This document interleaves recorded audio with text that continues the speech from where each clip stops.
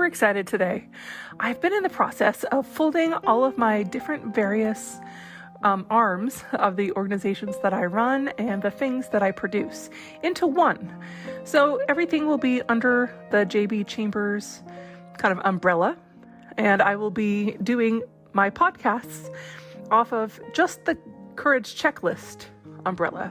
So that includes folding in some of my more obscure interests that I'm going to call Weird Wednesdays. And so on today's Weird Wednesday, for the first episode of my Weird Wednesday series, I'm going to share with you my Mayhemporium podcast. These are episodes that I have done all different kinds of things like haunted amusement parks, or true crime, or bizarre things, unexplained things, all different kinds of stuff. It's sort of like an estate sale of different interests. And so it's really nice for me on the Mayhemporium to be able to encompass some of my more obscure and different interests. So just know that those episodes will be on Wednesdays. So if that's not something that you like, come back. There'll be Courage Checklist episodes still. I'm also going to do some tarot on Thursdays, some fun stuff on Fridays. I'm just trying to make it a little easier for myself and not be spread out quite so much. So today on Mayhemporium, on the Courage Checklist, we're going to be talking about a small nursery rhyme themed amusement park and a haunted hotel where you can be entertained by more than just the hot mineral springs. Learn more today on the Mayhemporium podcast, sponsored by the Courage Checklist.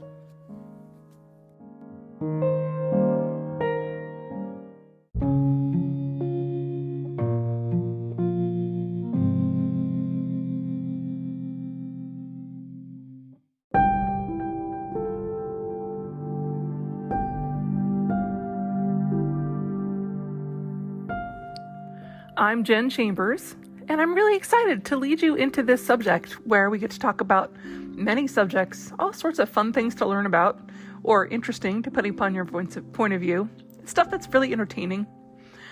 I really am fascinated by all things, and that includes things that are a little bit more macabre or dark. So it's kind of fun to let you guys into this part of my personality and the things that I'm interested in. And as always, if there's anything that you would like for me to cover that is a little bit more dark, or a true crime thing from your backyard, something that you know about or have a personal connection to, please go ahead and give me an email. I would love that. I would love to interview about that as well. I have a new email for the show. It's jbchambersmail@gmail.com. So please go ahead and hit me up there if you have anything that you want to share. The first thing we're going to talk about today is the Enchanted Forest. The Oregon Institution of the Enchanted Forest amusement park is kind of hard to explain. This theme park was started in 1964 by a businessman named Roger Tofty. He started it as an outlet for his creativity and also to give families of Salem, Oregon, a fun family destination. He started building it one bag of cement at a time and sort of like learned as he went along. And the website for the park says it took 7 years, but it's very much like the other big parks in that they keep renewing and redoing and adding more things. They opened the park originally in 1971 with the first section that was called the Storybook Trail. It was all based on different sorts of old fairy tales, all different kinds of stuff. And 75 people came in 1971. So that was just the first weekend. The next weekend saw over 1,000 people. So the family, because it really was a family affair, they got to work even harder. And by 1973, Roger Tofty was able to leave his job. He formerly was at the State Highway Department, and they created his dream into a reality. The park includes the Toftyville Western Town, the Haunted House, an old European village, and a kiddie area.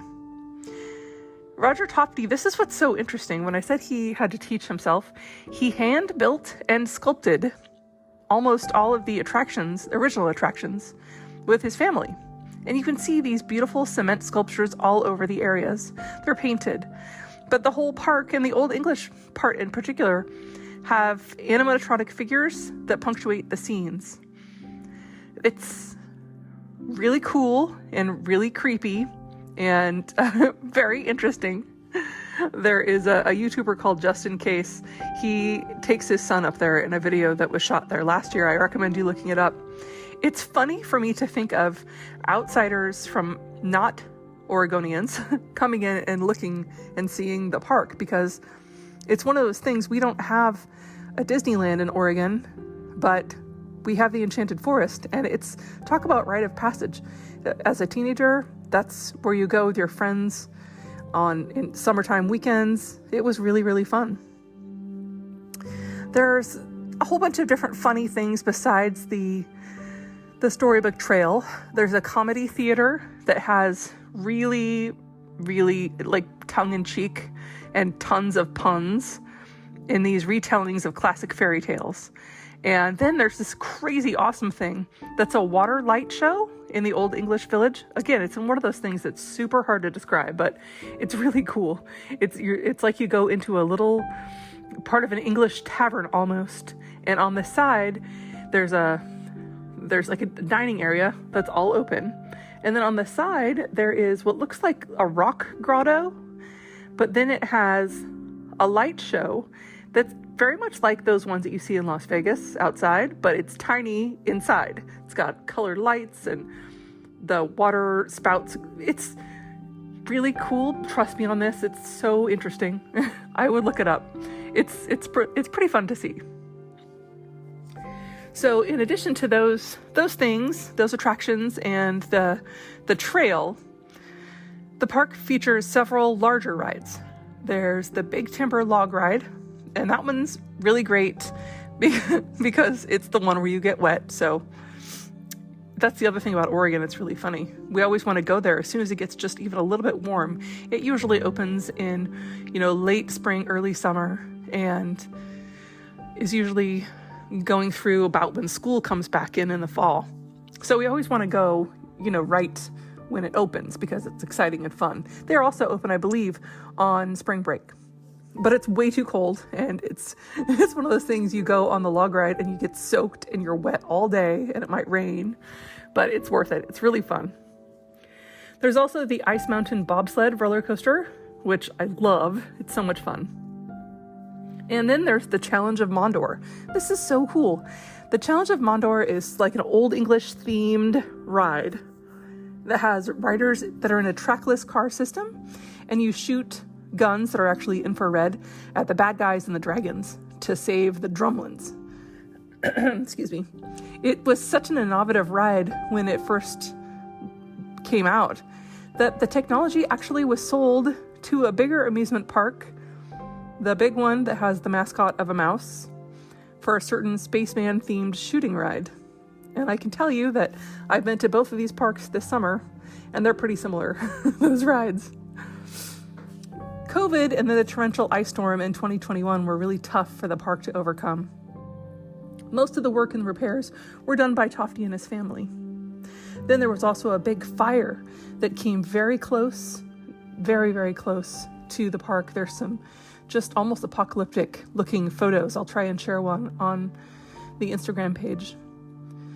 That it just looks, it's horrific because there's just dark orange sky, and it's really creepy to look at the haunted house, and with that background on there. It looks like it's fake, but it's not. It's just insane, but really, really cool.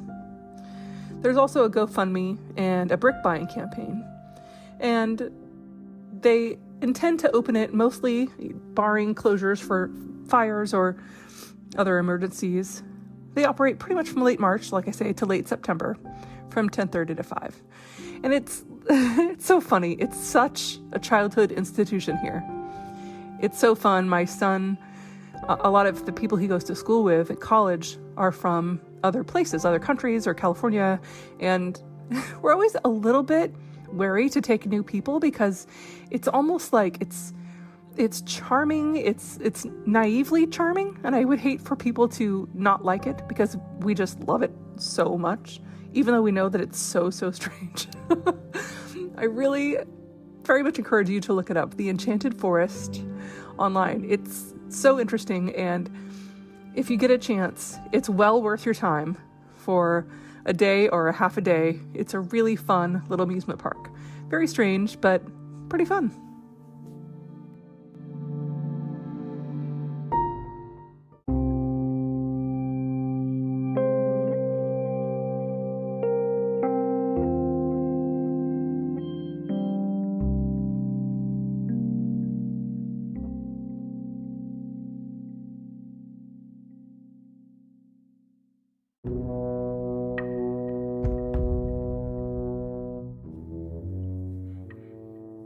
For our next section, we're going to talk about one of the most chilly and eerie things that I've found in Oregon.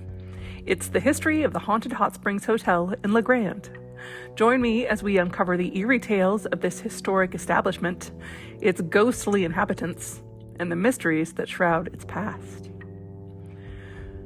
But before we embark on this spine-tingling journey, let's set the stage. I think that I definitely needed the background information, and I bet you do too. Nestled in the picturesque town of La Grande, Oregon, the Hot Springs Hotel, which was originally known as the La Grande Hot Lake Hotel, was built in the late 1800s. This elegant, Victorian-looking and Victorian-era hotel was once a luxurious destination for travelers who were seeking relaxation and the healing properties of the nearby hot springs. This hotel featured opulent architecture. It had a grand ballroom that I really wish I could have been inside, ornate chandeliers, and gorgeous gardens. It quickly was a popular getaway for people who were pretty wealthy and well-to-do. Visitors came far and wide for the healing waters, very much the same way as in Bath in England, only less so, of course. Now, about those haunting tales. Over the years, numerous reports of paranormal activity have surrounded this hotel. Guests and staff have witnessed inexplicable things, including phenomena like the Lady in White. She's probably the most famous ghostly resident of the hotel. She's often seen wandering the grand ballroom, dressed in a white Victorian-era gown. Some people say that she appears sad, as if she's searching for something, or searching for someone.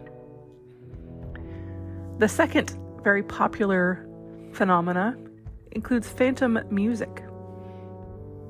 I don't know about you, but this would be pretty darn creepy. Late at night, the sound of music and laughter can be heard echoing through the empty, cold hallways and ballroom. But no living soul has been seen to be playing these tunes, and it's not being played through speakers. It's all very The Shining, I think, but pretty cool. The third thing that's pretty interesting is common in a lot of things that are reported as haunted, and that's cold spots and apparitions. Many guests have reported sudden drops in temperature and the sensation of being touched by hands they can't see. Some people have even claimed to have seen shadowy figures moving about that weren't the Lady in White. It's a beautiful, beautiful hotel. It's retained much of its historic charm, and it's become quite a destination for people who enjoy the paranormal and unexplained phenomena. It's not the same as it used to be. It's undergone quite a few renovations, and now it's open as more of a bed and breakfast. But it does still have a lot of its historic charm. And so if you want a unique lodging experience with a brush of the paranormal, why not? The haunted reputation of the hotel has attracted people who are paranormal investigators and thrill seekers from all around the country. Some people have even conducted their own investigations, capturing things like EPVs, which I found out for the research of this show is called electronic voice phenomena, catching it on monitors, and ghostly apparitions on the camera. You can see some of those on YouTube. I recommend them. Creepy and weird, but very interesting and cool. I'm not sure if it makes me want to go there, but I kind of do. As for the hotel's history, it certainly has witnessed its share of triumphs and tragedies. Over the years, this hotel changed ownership several times. It weathered a whole bunch of economic hardships, particularly given the area of Oregon, and faced challenges of maintaining the historic structure. But despite all of this, including the haunting reputation, the Hot Springs Hotel remains a beloved landmark in La Grande. It offers guests a chance to step back in time and experience the elegance of a bygone era, while also potentially encountering all of these unexplained things. So whether you're a paranormal enthusiast or simply curious about the mysteries of the past, a stay at the Hot Springs Hotel in La Grande, Oregon might just be the adventure you're looking for.